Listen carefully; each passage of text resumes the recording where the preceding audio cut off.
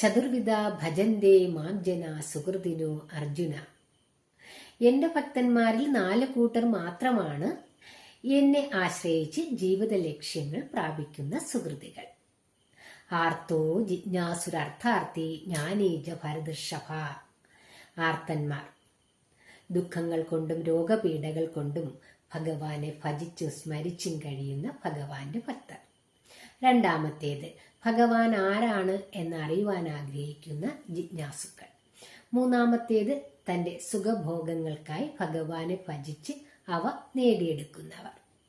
നാലാമത്തേതാണെങ്കിലോ ഭഗവാന്റെ ദിവ്യമായ അസ്തിത്വത്തിൽ അലിഞ്ഞു ചേർന്ന ബ്രഹ്മജ്ഞാനികൾ. ഇവർ 4 കൂട്ടരും ഭഗവാന് ഒരുപോലെ പ്രിയമുള്ളവരാണ്.